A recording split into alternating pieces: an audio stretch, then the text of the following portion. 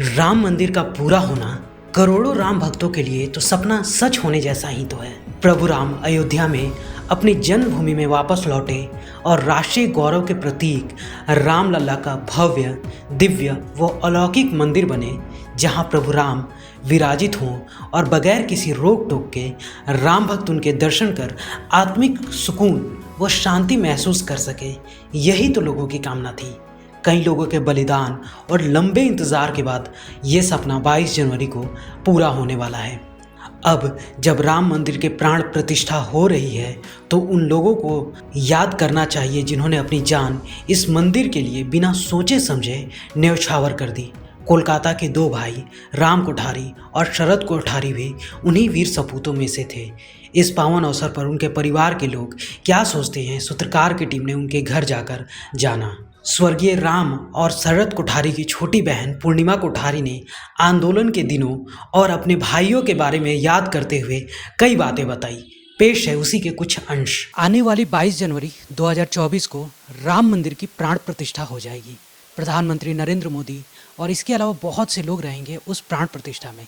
लेकिन उस मंदिर के बनने के पीछे सैकड़ों साल की मेहनत है, कई आंदोलन है और ना जाने कितनी शहादत है।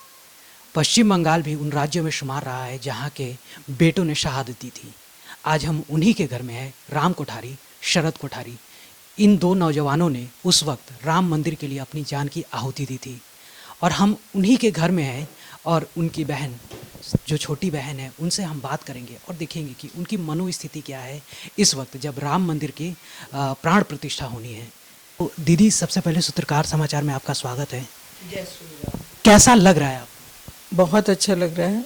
जीवन में 33 वर्ष पश्चात ऐसा लग रहा है कि बहुत बड़ी खुशी मिल रही है। भाइयों का सपना पूरा होने जा रहा है। इससे बड़ी खुशी अभी मेरे लिए और कोई नहीं है। ये बात है कि पिछले कई सालों से जो इसके पीछे मेहनत है, तो आपको उम्मीद थी कि ऐसा मतलब हो पाएगा? 2014 से पहले अगर मैं कहूँ तो शायद मन में कहीं भी ये आशा जग नहीं रही थी। पर 2014 के बाद जब मोदी जी प्रधानमंत्री बने तो लगा कि शायद अब ये संभव हो सकता है। पर फिर भी ये लग रहा था कि इतनी बाधाएं हैं। बाकी सब लोग इसके विपक्ष में बोल रहे थे, राम मंदिर के विपक्ष में बोल रहे थे। कहीं भी कोई पॉजिटिविटी नज़र नहीं आ रही थी। वैसे में मोदी जी भी किस तरीके से ये काम कर पाएंगे ये समझ में नहीं आ रहा था। पर 2019 में जब फैसला आया तब ये समझ में आया कि अब ये बहुत जल्द संभव हो जाएगा और माँ पिताजी का और मेरे दोनों भाइयों का जो सपना है वो जल्दी साकार हो जाएगा। ऐसा फैसले के बाद समझ में आ गया था। आप लोगों को न्योता भेजा गया है? जी, मैं भूमि पूजन में भी गई थी और अभी जब उद्घाटन है तब भी मुझे निमंत्रण मिला है। मैं अपनी बेटी के साथ जा रही हूँ। बोला जा रहा है कि विपक्ष के बहुत सारे नेताओं को बुलाया जा रहा है। समाजवादी पार्टी की भी बातें चल रही है और अखिलेश यादव ने और डिम्पल यादव ने कहा है कि वो भी अगर न्योता मिला तो जाएंगे। तो ये क्या सही है? क्यों उन्हें न्योता चाहिए? जब राम के अस्तित्व पर उन्होंने सवाल उठाया था, जब राम जी को उन्होंने कहीं भी सम्मान नहीं दिया, राम भक्तों पर गोलियां चलवाई, ऐसे सपा वालों को तो मुझे लगता है कि कोई भी निमंत्रण नहीं मिलना चाहिए। है तो वो मुलायम के ही बेटे ना। 2015 में उन्होंने जो हमारे साथ किया था, 2015 में जब भैया और की 25 वर्ष पूर्ति थी, हम वहाँ पर अयोध्या में उनकी 25 वर्ष पूर्ति मनाने गए थे, उन्हें श्रद्धांजलि देने गए थे। वैसे में अखिलेश सरकार ने हमें वहाँ पर रात के 1 बजे जूतों डंडों से उठाया था और ऐसा लग रहा था कि जैसे 1990 की पुनरावृत्ति हो रही है। तो वैसे में मुझे नहीं लगता है कि राम जी के दरबार में, राम भक्तों के बीच उन्हें बुलाना चाहिए। मुझे तो कहीं से भी नहीं लगता। एक बार आपने 1990 के दौर को याद किया, तो हम उसी दौर में एक बार जाना चाहते हैं कि हर घर से एक लोगों को भेजा जा रहा था। तो इस घर से ऐसा क्या मिला कि दोनों बेटे जो थे वो जाने के लिए तैयार हो गए? और फिर उस वक्त कहा जाता है कि आपकी शादी भी उस वक्त तय हुई थी, कुछ ही महीनों में आपकी शादी भी थी। फिर खबर आती है कि घर के जो 2 संतान हैं वो अब नहीं रहे। तो एक तरफ गर्व का बोध भी हो सकता है कि राम मंदिर के लिए हमारे जो वंशज है उन्होंने आहुति दे दी अपनी जानों की। तो दूसरी तरफ एक परिवार का वंश खत्म हो जाना, ये भी तो एक प्रकार से। देखिए, सबसे पहले तो मैं ये कहूँगी कि उनमें घर के तो संस्कार थे ही, साथ साथ वो आरएसएस के राष्ट्रीय स्वयंसेवक संघ के बहुत अच्छे कार्यकर्ता थे, बहुत अच्छे स्वयंसेवक थे। तो उनमें संघ की शाखाओं में जाते जाते राष्ट्र प्रेम, धर्म और देश के लिए जो अनुराग था वो भी उनमें कूट कूट के भरा हुआ था। और इस वजह से जब राम जन्मभूमि की बातें शुरू हुई कि वहाँ पर हमें कार सेवा पर जाना है या रामशिला पूजन का कार्यक्रम हो, राम ज्योति पूजन का कार्यक्रम हो, उन्होंने उन सब कार्यक्रमों में बढ़ चढ़ के भाग लिया। और मैंने उनका जब मंदिर को कार सेवा के लिए जाने का जो आह्वान हुआ, जब उन्हें कहा गया कि भाई आप में से कौन जाएगा, उन दोनों ने अपने नाम को आगे किया। उन्हें समझाया गया कि एक घर से एक ही जा सकता है, फिर भी वो दोनों नहीं माने और उन्होंने ऐसे तर्क दिए कि उसके आगे अधिकारी भी चुप हो गए, वो भी उन्हें नहीं रोक पाए। जब बात घर की आई, पिताजी ने भी अपनी तरफ से कहा कि बहन की शादी है, दोनों चले जाओगे तो मुझे बहुत दिक्कत हो जाएगी। वैसे में भैया ने उन्हें आश्वासन दिया कि पिताजी आप बिल्कुल बेफिक्र रहें, हम अपना कार्य समाप्त करके तुरंत वहाँ से वापस आ जाएंगे और फिर सब कुछ संभाल लेंगे, आपको कोई चिंता करने की ज़रूरत नहीं है। बस ये सब आश्वासन दे के वो घर से चले थे।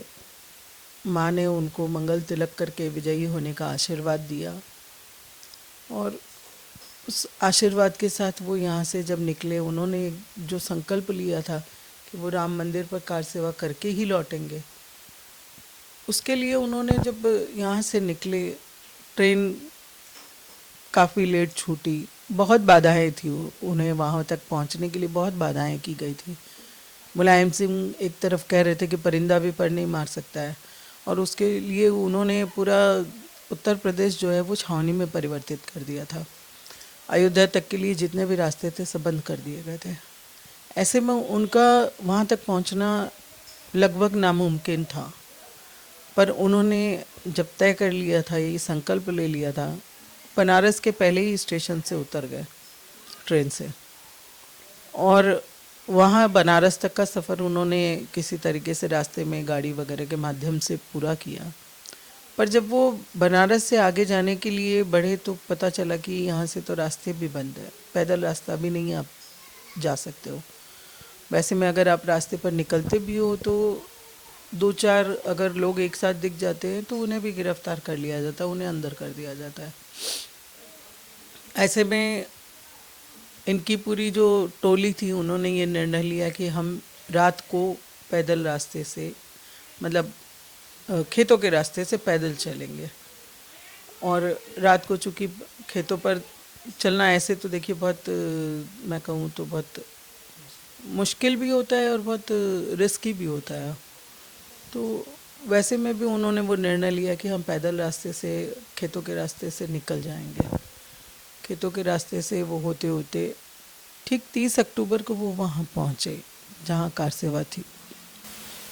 अयोध्या वो जब आए, वो जब पहुँचे तब कार सेवा का आह्वान हो चुका था और कार सेवकों को जन्मभूमि की तरफ जाने का आदेश हो चुका था। ऐसे में वो भी अपने पूरे वाहिनी के साथ आगे बढ़ गए। लगभग 4-5 प्रांतों के पीछे उनकी वाहिनी थी। ऐसे में अचानक से खूब हल्ला गुल्ला होने लगा। पता चला कि अशोक जी सिंघल को लाठी लग गई, उनके सर से रक्त बह रहा है और उन्हें पुलिस गिरफ्तार करके ले जा रही थी। जब ये सब हो रहा था, ये सब मेरे भाई अपनी आंखों से देख रहे थे। और ये देखने के बाद स्वाभाविक तौर पे वहाँ पे सारे कार सेवकों को रोष हुआ और एक अलग ही उत्साह भी जागा कि अब ये कार्य हमें करना है। वो सब आगे बढ़े। मेरे दोनों भाई सबसे आगे बढ़ गए, वो एकदम आगे वाले लोगों में पहुंच गए। जब वहाँ पर संघर्ष चल रहा था, बैरिकेड ऐसे में टूट गया। बैरिकेड टूटने के बाद जो गुंबद पर चढ़ने वाला सबसे पहला शख्स था वो मेरा छोटा वाला भाई शरद कोठारी था। उसके साथ साथ भैया भी चढ़ा था, बड़ा भैया भी, राम कुमार भी चढ़ा था, किंतु वो थोड़ा दुबला पतला फुर्तीला था तो वो जल्दी चढ़ गया। वो चढ़ के उसने ऊपर में गुंबद पर भगवा ध्वज फहराया और वहाँ से जब उनका कार्य हो गया, उन्हें नीचे उतरने का आदेश हुआ, वो सब नीचे उतर के अपना डेरे पर चले गए जहाँ वो रुके हुए थे। जब वो डेरे पर पहुँचे, सब में बहुत उत्साह था कि हाँ हमने कार्य कर दिया। इस उत्साह के साथ वो लोग वहाँ थे, पर अचानक दूसरे दिन पता चला कि सारी मीडिया जो है वो झूठ लिख रही है या झूठ दिखाया जा रहा था। टीवी पर उस समय नेशनल और मेट्रो 2 ही चैनल होते थे, वो झूठ दिखा रहे थे कि हाँ हाँ जो मुलायम ने कहा, मुख्यमंत्री ने कहा वही हुआ, कोई कुछ नहीं कर पाया, यहाँ परिंदा भी पर नहीं मार सका। ऐसे में एक रोष उत्पन्न हुआ कि हमने जो कार्य किया है वो क्यों नहीं दिखाया जा रहा है, क्यों झूठ दिखाया जा रहा है। फिर वापस से संगठन ने 2 नवंबर की कार सेवा का आह्वान किया और इस बार कहा गया कि आप लोगों को बिल्कुल भी कहीं भी कोई विरोध नहीं करना है, जहाँ आपको बैठाया जाए वहीं बैठ जाइए, ना आपके हाथ में लाठी होगी, ना कोई झंडी, ना कोई डंडी, आपको रामधुन करते हुए जन्मभूमि की तरफ बढ़ना है और जहाँ रोक दिया जाए वहीं आप ज़मीन पर बैठ के अपना रामधुन करिएगा। सब निकले। सुबह में सब लोगों की तरह मेरे भाई भी निकले। उन्होंने एक सरयू स्नान के पश्चात एक दर्जी की दुकान में उन्होंने भगवा पट्टी सिलाई और उस भगवा पट्टी पर अपने पेन से लिखा कफन। उनके एक दोस्त ने पूछा कि ये कफन क्यों लिख रहे हो, क्या है? तो उन्होंने कहा कि हमें लग रहा है कि जन्मभूमि बलिदान मांग रही है और अगर ऐसा कोई भी बलिदान देने का अवसर आया तो हम दोनों सबसे आगे रहेंगे। ऐसा कह के वो सबके साथ आगे बढ़ गए। जब वो ज़मीन पर बैठ के रामधुन कर रहे थे, वैसे में उन पर अश्रु गैस के गोले छोड़े गए। अश्रु गैस के गोलों के साथ साथ पुलिस ने लाठीचार्ज शुरू कर दी।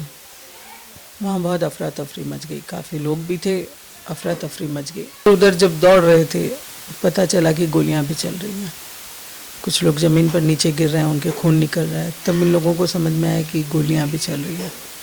फिर जिन्हें जो भी आसपास का आश्रय मिला, घर मिला, मंदिर मिला, वो उसमें आश्रित हो गए। मेरे दोनों भाई भी बगल की एक घर में और उन्होंने भी आश्रय लिया था। वहाँ पर लगभग 11 कार सेवक और थे उनके साथ में। जब उन लोगों को अचानक से बाहर से आवाज़ आई कि कोई पानी पानी चिल्ला रहा है, तो उन्हें लगा कि कोई कार सेवक होगा तो उसको हमारी मदद की ज़रूरत है। ऐसे में छोटे वाले भाई ने गेट खोला। गेट खोलते ही उसे टांग के बाहर सीधा सीने पे गोली मारी गई और वो नीचे गिर गया तो उसे घसीटा जाने लगा। तो बड़े वाले भाई सामने आए और उन्होंने कहा कि मेरे भाई को कहाँ ले जा रहे हो। ऐसे में उसे भी ज़मीन पर गिरा के उसके सर पे 2 गोली मार दी गई। दोनों वहीं शहीद हो गए। उनके साथ में वहाँ पर एक प्रोफेसर महेंद्र अरोड़ा जी भी थे। उन्होंने पुलिस से निकल के कहा भी, वो भी सामने आए।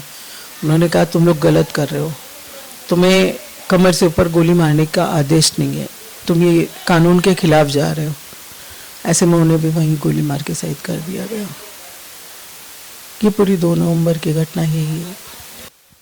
हमेशा आपकी जो विचारधारा है, आपके भाइयों की जिस विचारधारा ने शहीद हुई, उस विचारधारा के विरुद्ध सरकार बंगाल में रही है। तो एक वक्त लेफ्ट थी, इसके बाद अभी टीएमसी है। तो क्या कभी आप लोगों को किसी प्रकार की समस्याएं हुई? समस्या तो अगर मैं कहूँ तो पहले ही दिन की समस्या सुन लीजिए आप, कि जब हमें ये कहा गया कि आप अपने बच्चों के शवों को यहाँ न लाएं, क्योंकि उनके हिसाब से अगर यहाँ लाया जाएगा तो यहाँ हिंदुत्व का ज्वार उड़ जाएगा, लोगों में हिंदुत्व की भावना उड़ जाएगी। वो इस चीज़ को नहीं चाह रहे थे। तो ऐसे में हमें ये रिक्वेस्ट कहिए, चाहे उनका ये आदेश कहिए कि आप उनके शवों को यहाँ न लाएं। ये पहले दिन से ही है। जब जब ऐसा कुछ हुआ, जैसे मैं आपको कहूँ कि राजीव गांधी की हत्या हुई थी, तब भी हम लोगों को एक डर था कि पता नहीं यहाँ कौन अपनी खुन्नस निकालने आ जाए कि भाई ये तो हिंदुत्ववादी हैं, इनको चलो जाके छेड़ा जाए। बाकी आज भी है तो हिंदुत्व विरोधी सरकार तो दिख ही रही है इधर। जब जय श्री राम को बोल दिया जाता है कि अरे हमको गाली दे रहे हो, तुम जय श्री राम बोल रहे हैं तो बोलते गाली दे रहे हो। ये यहाँ के मुख्यमंत्री का हाल है। तो फिर माहौल कोई बहुत शांतिपूर्ण या सौहार्दपूर्ण तो नहीं है। ठीक है, बाकी चल रहा है।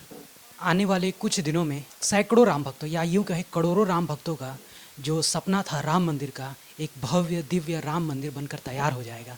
लेकिन हमेशा इन दो भाइयों की शहादत को पूरा देश याद रखेगा और जब तक राम मंदिर में जो भक्त हैं वो जाएंगे हमेशा उनको याद करेंगे। और सरकार भी इसको लेकर पूरी तरह से गंभीर दिखती है। इसीलिए तो राम मंदिर जहाँ जहाँ है वहाँ पर जो जो शहादत दिए थे उनकी तस्वीरें भी लगाई जा रही हैं।